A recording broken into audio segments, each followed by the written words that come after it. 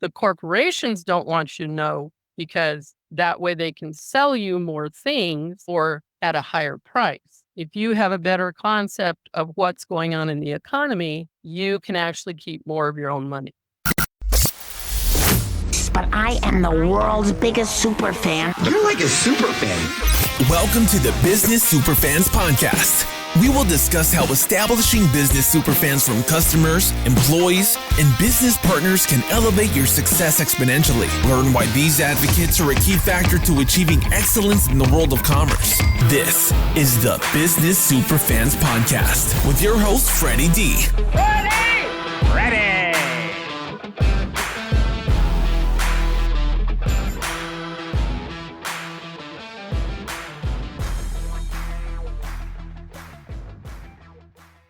Hey, Superfans, Freddie D here. In this episode 201, we're joined by Dr. Lily Percell, an educator and economics expert who helps solve a challenge many service-based business owners face, making better decisions when they do not fully understand the economic forces shaping growth, hiring, and long-term success. With more than 30 years of academic experience, multiple degrees in economics, political science, and curriculum, along with administration and a career that spans classroom teaching, curriculum leadership, and published work, Dr. Lily brings both depth and practicality. If you want clear thinking, stronger leadership, and smarter business choices, this conversation delivers.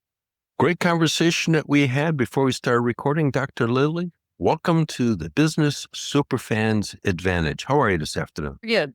Thanks for having me. Yeah, we're excited. We had a great conversation that we had before we started recording. Tell us a little bit, Dr. Lily, what's the backstory? I know that you've written this cool book, but I'm not going to say the title. I'm going to let you share the whole story of how this new book came about. When I first started teaching, and I'm a 30-year veteran, retired, but I started teaching and economics was what my major was in. But nobody gets to teach economics as a new teacher because it's for the coaches. The coaches teach seniors, yada. So I went to my department chair and I kept saying, since I have a degree, wouldn't it be a nice thing if I could teach econ?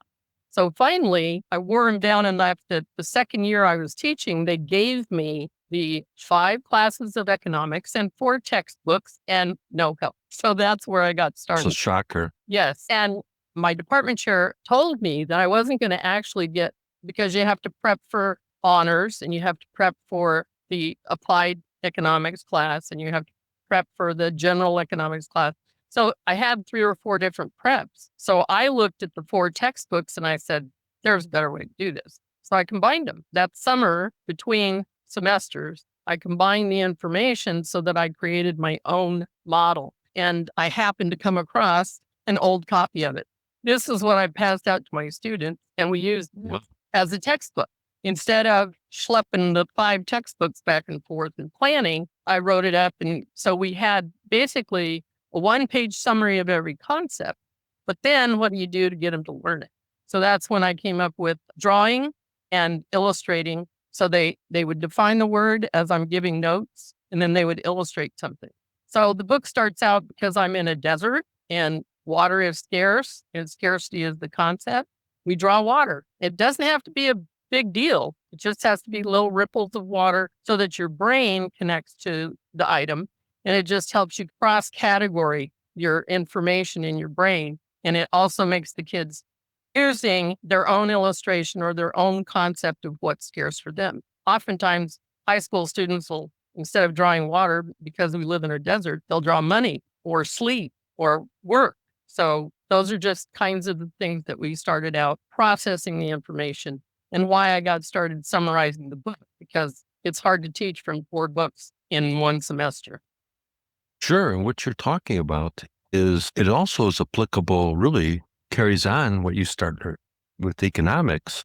Mhm. It affects really all parts of life, right? It Right. affects personally, it affects professionally, it affects governments. I mean, economics is completely intertwined in our life today. Right. And people think in terms of, I'm a business person, economics really doesn't apply to me as the theory concepts. So it's not like we're telling you to go out and measure GDP. What it's telling you is, if I know the understanding of what gross domestic product, which is GDP.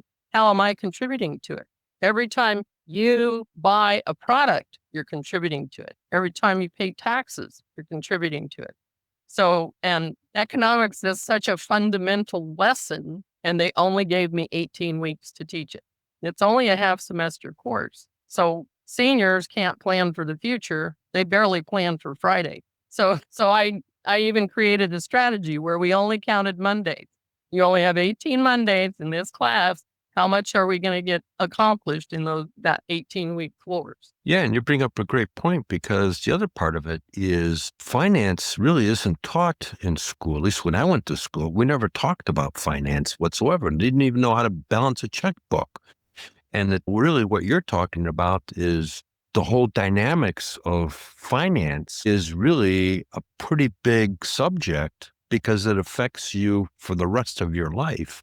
And we don't pay enough attention to it. And then next thing you know, you've got college kids that all of a sudden get themselves stuck in debt because they get all these free credit cards and all this stuff. And they want to come out of school, and now they've got $50,000 worth of school debt, and they don't have no idea how to leverage any and get themselves out of any of that stuff, because they're not taught. It's like, good luck. See, you got your certificate and whatever you got, but the most important part is the economics of everything is more important than anything, really, at the end of the day. And part of the reason, so just to get back to the idea behind the book, I wrote just the first section is the high school curriculum. And it's the curriculum I taught.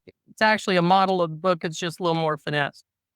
But the second half is what my students would produce. They were just samples that I wrote. So students would take the idea of, if I go to the store, what do I want? What do I need? How much money do I have? So that's where the Shirley You Jest books came in, because I would say Shirley was sent to the store by her grandmother, and she needed milk, she wanted candy, and what did she get to buy? And so that was the impetus for all the other Shirley activities. But what they are is, you have a high school concept of going shopping, but then you have the grade school concept of, how do I actually talk about this to my own kids? And the grandmother and the granddaughter being sent to the store is a way of finally bringing that up and talking to your kids. We plan about travel, we plan about investing. Each section just talks a little bit about it, so that you have something to talk about, and then you can further pursue what you're looking at. But like you said, economics affects everybody, and we don't want you. Let's put it this way. Let me catch that differently. The corporations don't want you to know, because that way they can sell you more things or at a higher price. If you have a better concept of what's going on in the economy, you can actually keep more of your own money. So, An idea. imagine. Yeah. So what's the name of the book? The book is called Teach Each, and it's preface to economics, a bridge between high school and college classes. In college classes, most things in college use mathematics to keep you out of your degree. I always thought it was odd that accountants are required to take calculus. If you can't pass calculus, you don't get to be an accountant. So that's one way. It's called a gateway class. Economics in college requires you to do a lot of mathematics and mathematical modeling. It's obviously way more sophisticated than when I was there, but I was there in the 70s and 80s. And, you're doing math, but it's the concepts about supply and demand. So you can look at something and say, yes, I can afford it, or no, I can't. What's the price? If I want to buy that, how do I afford it? Do I get an extra job? Do I wait for it to go on sale? What are the things that I can do to actually get the product I want for less money?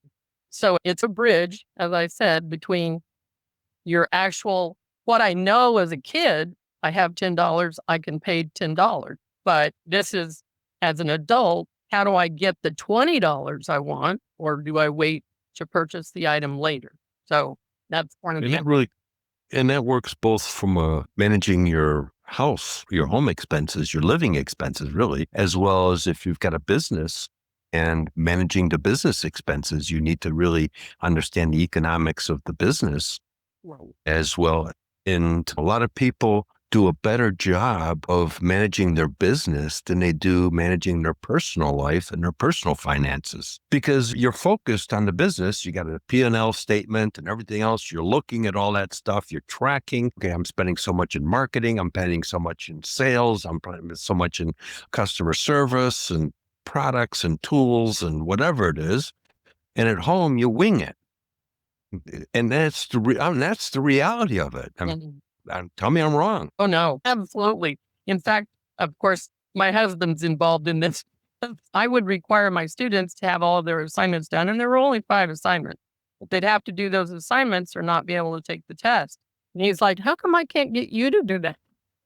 Get all of the work done before you could take the test. Get all the house cleaned before you can go on the trip. Those kinds of things. And it needs to blend over. You just run out of time or become exhausted mostly. Yeah, but there's tools out there that you can actually implement to track your finances personally. And those that are off, usually they do track their finances personally, as well as they track their businesses' finances as well.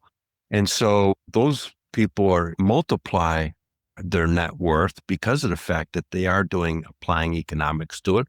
They are looking at what's it gonna cost me? How can I give a better deal on the product that I'm looking to buy or the service I'm looking to do? Like last night, I met an individual that was making about 10 million a year, and he was trying to talk to a bank about getting some money. And they weren't understanding how he was able to generate that kind of revenue with no employees. He has no employees, but he was leveraging contractors. So he hired contractors, experts in particular areas, so he didn't have to pay any of the health insurances and all the other kind of stuff. And he hired them as an expert. I need you to do this job. You're done with this job. Here's your money. Thank you. Goodbye. I'll call you next time I need you. And so he's leveraging economics Right. from his business. And it's similar to things like Elon Musk managing his money so that he's not receiving an income. And then he doesn't pay income tax. He pays other taxes. It's not that he's not paying taxes, but he's not that tax. And that has saved him huge amounts of money. But he also did things like live at the building where he was doing his research before Starlink, all the other things. So he camps out and stays there and cuts his overhead by being always significant amount. Right. Yeah. So he's leveraging economics. I mean, that's the bottom line. So really what you're doing is you're helping people understand the economics and how they can apply it to their life to get to the point of like an Elon Musk, because he's leveraging it to the maximum. Right. And that was one of the things that kind of came up in some of your earlier questions. It was like Stephen Covey has the principle of sharpening the saw as one of his 7 habits in his book. And it's the last habit, but it's the habit most people don't actually practice because can't you see I'm sawing? My job is to saw. I can't wait to sharpen the saw. And these are the skills that the book describes. It's not telling you how to make a decision. It's saying, once I make this decision, spending this $5, I don't have that $5 again. And you're not paying attention to that when you're just spending the $5. Do I buy pizza or do I need gas to get to work? And so if I need gas to get to work, I now need to decide what's at home to eat, or am I foregoing pizza until Friday when I get paid? How is it that this is managed? And those are the kinds of concepts that people don't talk about. They just spend money and then wonder why there's no money at the end of the month. So sure, let's go back to, in the book, you talk about the brain-based learning. What is that? Obviously, everybody uses their brain. It's just how. So some students are auditory learners. Like you listen to a song on the radio and you've got it. You can hum along all you want. Or a visual learner does better seeing an image. And then a kinesthetic learner, like little kids in baseball, you throw the baseball to your son and he's throwing it back, but he'll talk to you in the conversation while he's doing that activity. So you have to figure out ways to approach how does this kid learn the best? And this is why I came up with the 5 activities. The first 2 being drawing and defining. They're reading, they're drawing. So I approached the visual learner. And then when they share their work by reading their stories to each other, I've approached the auditory learner. So now I need a kinesthetic learner. They do things like crossword puzzles, games, book reports, those kinds of things occur in the class, or they even do concentration games. They'll put the vocabulary and the definitions upside down and then try and match them and that kind of thing. So those are the kinds of activities that approach each kind of learning. And the other thing that you do is you try to get kids involved through their emotions. Every market can be more interesting. I can talk to you about milk all day, but if I say milk is an inelastic product, the inelastic product means it has no substitutes. Yeah, so milk has no substitutes. I say, how many of you want beer on your cereal? Beer on your Cheerios doesn't go over as well, does it? Now, I've also gotten their attention. They have an emotion about, I don't want beer on my Cheerios. Plus, it's taboo for high school students to know anything about beer. So now I've connected that way as well. And so those are the kinds of things that you come up. We used music, and I'm not sure how this is going to go. We used music like Smuggler's Blues. Because in the line in Smuggler's Blues was, we always carry weapons because we always carry cash. We talked about that. But what does it do? It brings that attention to the student at their level because, of course, this is 1980 and that was the music at the time. But it connects to what they're thinking about. It connects to their own music. They're talking, hey, yeah, my econ teacher talked about this, and this is why they do it. And so now they have a connection to not only the song, but how it applies in the economy. Obviously, you've got to carry cash because you don't want to be taken writing a check and all that kind of stuff when you're doing something illicit.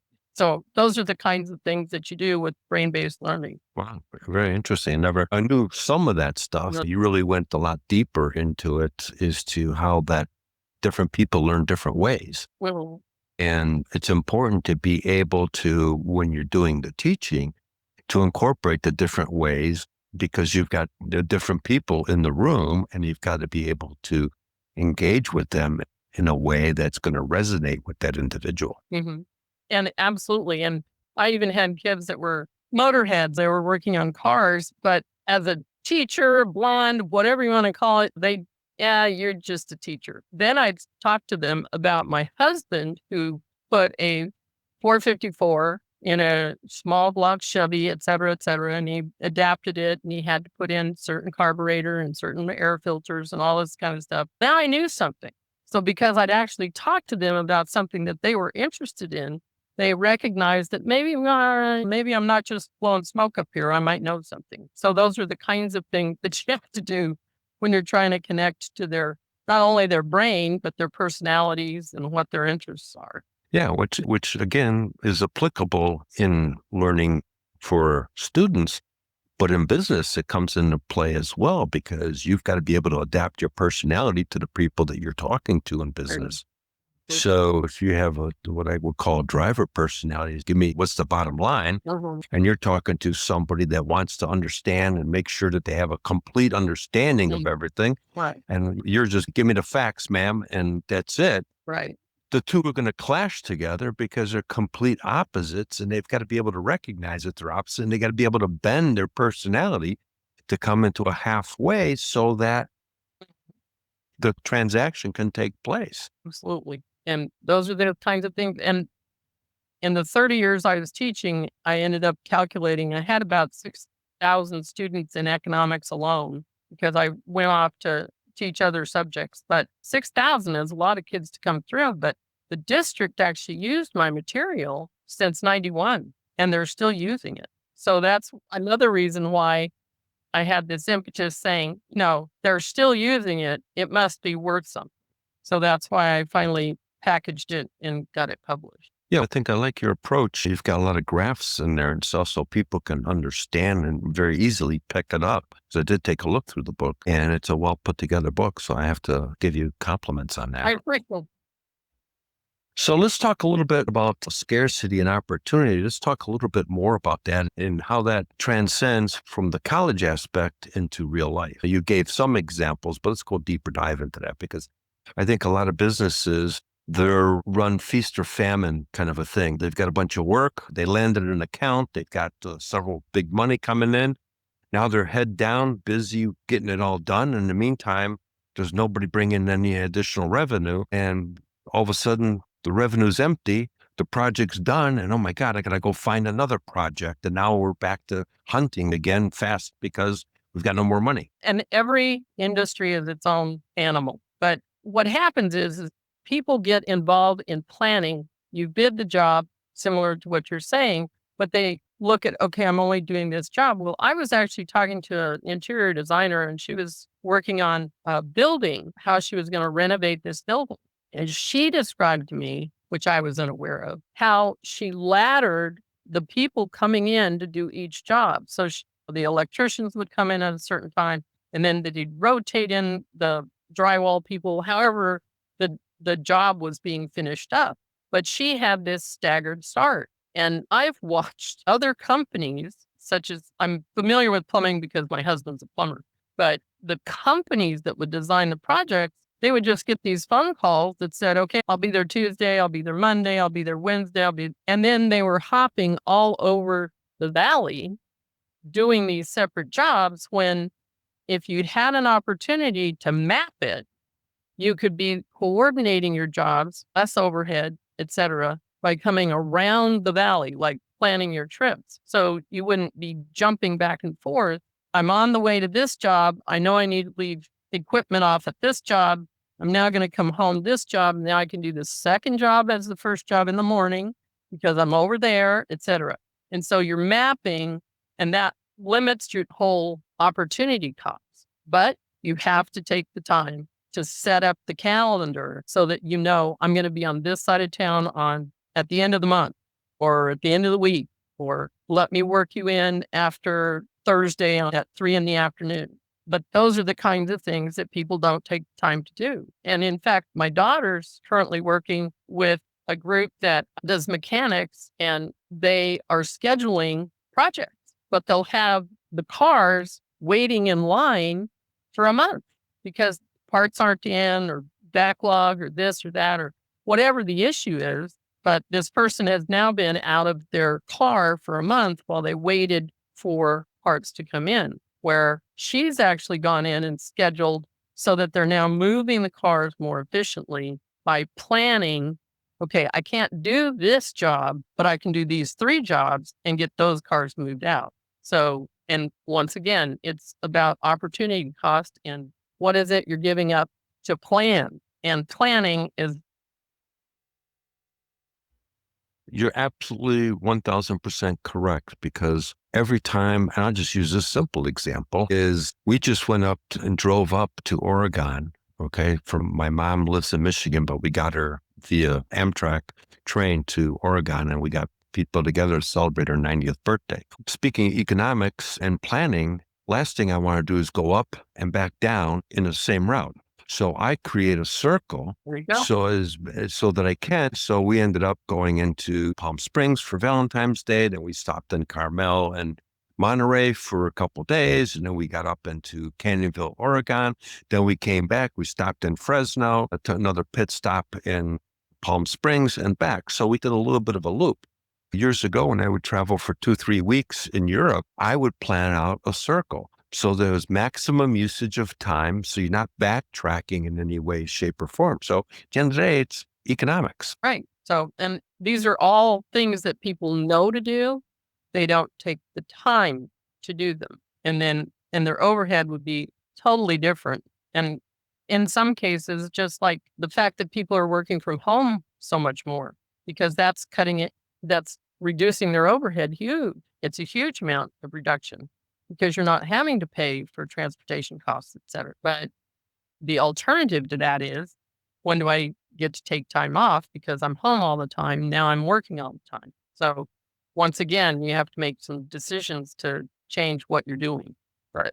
Yeah. Yep. So let's talk a little bit about supply, demand, and pricing power. How does that come into play? What happens is, as I explain to my students, the consumer doesn't get to come in and say, I'm only going to pay $5 for this. What the consumer does is they walk in and the product has a price. If the product is not being sold over a certain amount of time, the price will be reduced because we weren't getting enough product return on our investment, if you want to call it that. So it's a matter of price is set by the supplier, consumers decide, is that the price I'm willing to consume this product at or not? Now, in the case of very popular items fly off the shelf and the producer knows, hey, I can charge more for this because we're selling it. Then if the product or if consumers want it bad enough, similar to concert tickets, they'll bid on those tickets if the demand is high enough. So these are the kinds of things between products and pricing that occur because you're not walking in and picking what you buy. You're walking in and saying, I need a notebook. How much is this notebook compared to that notebook? And what am I willing to spend in order to get the notebook I want? Those are Right. It's the ideal. Yeah, that sure. And that applies in business completely, because whether it's a service or whether it's a product, as you're talking about, you've got to be able to measure what's the margin I'm making, what's it costing me, what can I get for it, and you got to be able to make sure that you can. Because like you just described, now I just would really want to reemphasize that, is the fact that if it's priced improperly, it's not going to go and take off and sell. And then you're sitting there with inventory, if you've got products that you've got a cost, so you got an economic cost there that's stagnant. It's not doing anything for you, except it's negative because you spent the thousands of dollars to buy the stuff and it's not moving. So now what do you got to do with it? You got to figure a way to get rid of it. Right. And that's part of the issue in any industry. I mean, currently they're even talking about the oil market. So supposedly we have a surplus, but the prices aren't reflecting the surplus due to external circumstances. So getting too into the weeds, those external circumstances are changing what your overhead is by just the transportation costs getting to and from work. And what do you need to do to change that? And that brings me, that's a perfect segue into planning, spending, and budget reframe, because you may have had the budget, as you just talked about, the transportation costs. So you may have had budget set up because if you got vehicles, service vehicles, and everything else. And now how do you pivot? Because now your budget that you had put together just went out the window because of the circumstances are beyond your control. So how do you really incorporate that thought process so that you're covered no matter what happens? What's the best approach to that? Once again, you're back to planning. But one of the things that most people don't do is I have a strategy that's just called save, give, live. So you save 10%, you give 10%, and then you live off the 80%. If you start soon enough, then you have that emergency money that can help you over those issues. And why do you say save first is because people never save. If you don't do it first, you don't have your contingency money should anything happen. Now, some other advisors tell you need to save 6 months worth of income just in case you were to lose your position. As an owner, 6 months is a lot of money. So you need to figure out if you can have a line of credit, a short emergency fund, something backed by your savings ability, but not tapping into all of your resources. So those are the kinds of things that you have to consider when you're working on with flexible markets and volatility. So those are some of the strategies that you have to think about. But it's like not everybody needs to have the biggest party for their birthday. And there's lots of people out there who just are spending willy-nilly, wondering, I wonder how I'm going to pay for that. But this is what we're trying to get you to do. Pay attention to where your money's going and how do I get where I want to be. Yeah. So I'm going to expand upon that a little bit. And that is that when you're from a business perspective, you need to, yes, save, invest, give, et cetera, both personally and professionally. But you need to also, when you're putting together your budget, plan for economic uncertainty. And so that your business can weather the storm when it happens, because it may be a short period, it may be a long period. But you've seen businesses, or we've seen businesses, I should say, that a few bumps and they're out of business because they didn't have the foresight to really plan for ups and downs. And those that do are around. I mean, a lot of times, some of the most successful companies, when the economic times were down, they hit the gas pedal because now everything was inexpensive because they're trying to get the economy back up. they hit the gas. You look at Walmart during the Depression, those guys doubled down and expanded during a downtime because they took advantage of the economic situation and leveraged it in their favor. Right. And that's part of the issue. One of the things that I used to do is just listen to the radio in the morning and try and use those markets that were discussed, whether it might have been crime rates in the city, it might have been interest rates are going up or down, it could be toys that were for sale, these kind of things. But I would put them on in a supply and demand curve and say, so what's happening in this market? Because if the student can look at a current market, or if a business can look at the markets and practice, how does this look and where is it going? Then you have a better way to anticipate what's happening. It's liking it to Alan Greenspan as the Fed chair monitored cardboard. Now, everybody would probably think he'd monitor cars or boats or whatever. His indicator was cardboard because people use it for shipping. And if cardboard was increasing, if the orders for shipping boxes were increasing, he's saying the economy is heating up, more people are buying products, are getting shipped. All of those things were indicated by cardboard. And a lot of people don't pay attention to those kinds of things. But this is what I'm trying to get people to understand is, okay, I have the concept of markets are going to change. Can I anticipate markets changing? And one of the things that happened with the real estate market is by not allowing people to evict a renter during crisis, the financial crisis. Now, what do? How do you get your income back? Rentals, the whole market has been a disaster. I'm just saying this is what I was looking at and predicting, especially with REI investments, for people that were investing in real estate. Real estate was supposed to be the number one best place to put your money. Yeah. It's a completely different dynamic. So let's talk a little bit about the national debt and how does that come into play into business and personally and business? Much of the inflation that's talked about, I'm going to give you a theory of large numbers because most people don't get large numbers.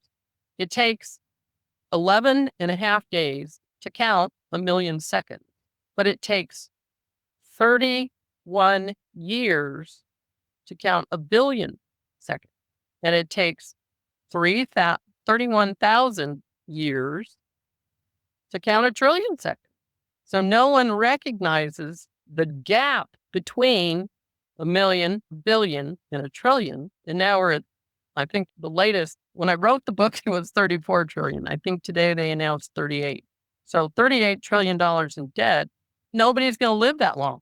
If it were in seconds, nobody.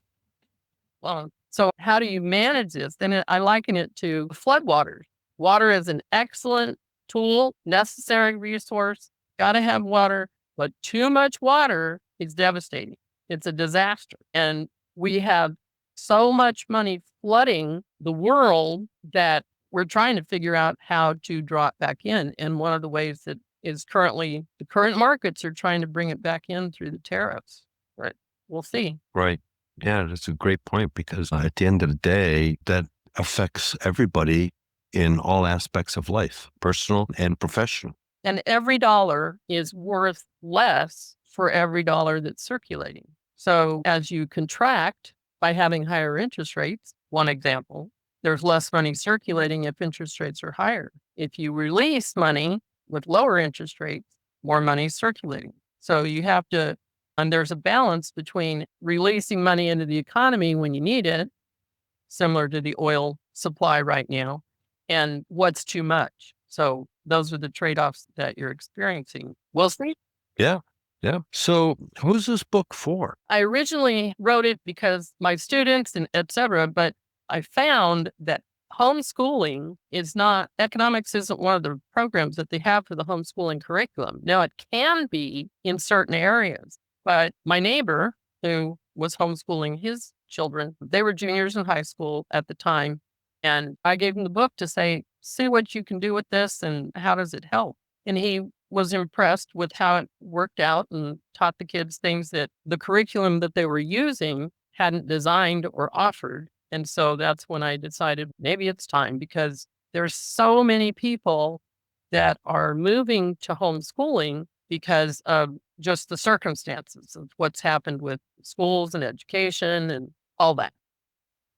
Yeah, it's a different world than when you and I went to school. Right. At least in this country. I mean, I can't speak for other countries, but it's completely changed here. My sister did homeschooling for her kids because they traveled around for several years. They had a RV that they lived in, and for probably about a decade, they went all over the country and raised their kids on the bus. And they had an amazing life because they had the chance to see a multitude of different parts of the country at an early age, and they gave the kids the ability to really understand life from a different perspective. And it's not just for people who have kids, is because, as I said before, you can read through this material pretty quickly. It can take, at most an hour if you just sat down and read the textbook portion. But it's the process of the information that's going to take a lifetime to actually apply. You pick your battles. You could do one chapter a day. You could skip to the chapter on planning. You could skip to the chapter on investing because it's self-contained, the method of how I wrote it and put it together. So almost anybody could use it. In fact, friends of mine English teachers, people who never thought they would ever need an economics book, are actually using it at home with their grandkids because they're reading the children's stories to the grandkids so that they have a way of approaching the subject. Yeah, because you're using stories in the book to really do the teaching. Mm-hmm. And so if you skip to the stories, you've got that set up. So that's why it's named Teach Each, because you're teaching both levels. And the parent could go look at the curriculum part of the book for the high school level, but then apply it and notice how it's applied in the stories to the kids level. So, right. As well as in business for the business perspective. Right. And it crosses a lot of age groups and levels based on where you are, because lots of people just never really, they may have taken an economics course in high school, but very few people. In fact, when I first started, there was a 17% failure rate. And as I tweaked the program, I got my failure rate down to 2% of my students because those were the 2 kids that didn't show up that semester. So it's like when you can take it from 17 to 2, it's been reasonably effective. Sure. That's a huge number change. So, yeah, Dr. Lilly, as we come close to the end here, tell us the book again and where can people find it? It is Teach Each, Preface for Economics, and by Dr. Lilly, and it's available on Amazon or any other online purchaser. It was published by Page Publishing, and Page also has it available on its website too. And you mentioned before we started recording that you have a free tool that people can get. If you go to Teachers Pay Teachers, it's a website, it's a little business store. I have a free application of a lesson. And what the lesson does is it walks you through Bloom's taxonomy, which is a thinking process and a critical thinking. And you actually have an activity that practices that decision making on how would I design a car? And then it lends itself to picking out a prom outfit. And that way it appeals to both groups, high school men that are buying cars and girls that are looking for prom outfits. So that way they blend their decision making together. Sure. We'll make sure that's in the show notes. Great conversation. And I'm sure you've created a couple super fans from the students that you've worked with that transformed their lives in understanding economics. And thank you so much for your time, for being on the show. I hope this is productive and that it's all a blessing to anybody who buys the book. Thank you so much. All right. Thank you. Dr. Lilly reminded us that better decisions start with better understanding. Because when you grasp the economics behind planning, pricing, and trade-offs, you lead your business with a lot more clarity. That matters for service-based business owners because too many stay stuck reacting instead of thinking ahead. And that is exactly what I believe too. Lasting growth comes from learning how to make smarter decisions before the pressure forces them on you. If this episode brought you value, leave a quick 5-star review.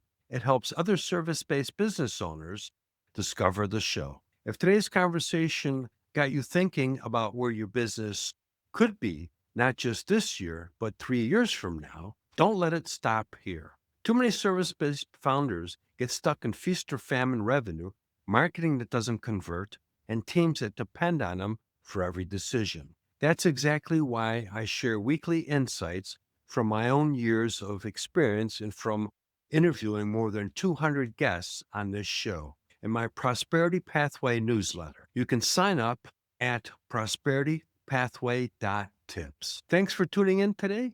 I'm grateful you're part of the Business Superfans movement. Every listen and every action brings you closer to building your own superfans. Be sure to subscribe to the show. We've got another great guest coming up that's going to drop some valuable insight. So I'll talk to you in the next episode. Remember, one action, one stakeholder, one superfan closer to lasting prosperity. We hope you took away some useful knowledge from today's episode of the Business Superfans podcast. Join us on the next episode as we continue guiding you on your journey to achieve flourishing success in business.